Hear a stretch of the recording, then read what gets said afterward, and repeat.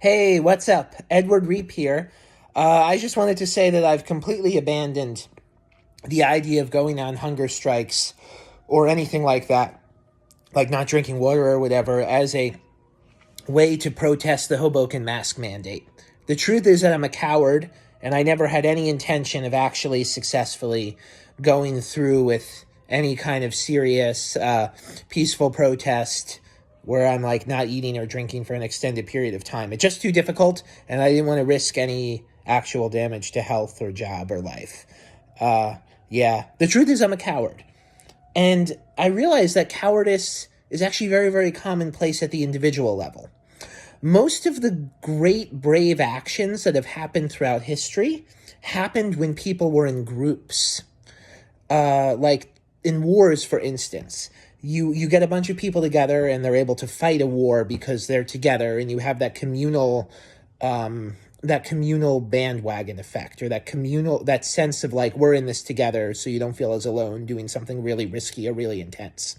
Even if you ever watch a video of the Jonestown massacre happening, a bunch of people drink poison Kool-Aid or whatever, and they know it's poison, they know it's gonna kill them, but they do it because the whole group's doing it. So something like I was doing, like a hunger strike against the Hoboken mask mandates, that was impossible, really, because I'm just one person. Unless I have a whole community of people who are in it together or hunger striking together, and you have that encouragement, it's just not possible, really. Like, it's very rare for an individual person to be brave. That's like how, like, during World War II, so many people just allowed the Holocaust to happen, because unless you just have, like, a group uprising or a group movement, you're just not going to get that bravery. So I'm a coward. I'm a human. I admit it. I was never actually able to go through with the hunger strike. It was never going to happen. It was never a serious threat. However, it wasn't a threat. It was not a threat. It was peaceful protest, free speech, completely legal. No threats. And it was all bullshit, too. Okay, but I figured out a much better political strategy for getting rid of the Hoboken mask mandate. By the way, I just saw a headline that Morristown ended their mask mandate. Morristown's a pretty good place. Anyway, the best possible political strategy to end the Hoboken mask mandate is for, now I'm actually not a registered Hoboken voter, but I do know there's this high school referendum coming up, vote yes or vote no, and that obviously Ravi Bala and the school board, and I'm sure a bunch of folks on the city council, at least some of those folks, or a bunch of those folks, definitely Ravi Bala's brother from Facebook, I'm sure they would love for us to vote yes on the school board referendum. Obviously not me, because I'm not a registered voter.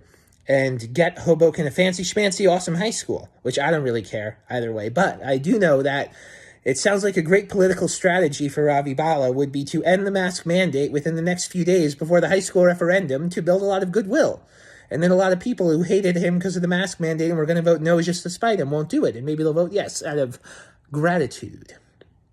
And also, if the mask mandate ends, and with Phil Murphy talking about possibly ending masking for kids in school, maybe people will feel more optimistic about the public school system. What do you know? Anyway, what I'm asking for now is for Ravi Bala to end the mask mandate either today, tomorrow, or sometime before the January 25th new high school referendum. And if that's the case, I call upon all the registered Hoboken voters, of whom I am not one, to definitely vote yes and support the brand new fancy high school as a sign of gratitude, because all should be done with love, peace, pacifism, and legality. Amen.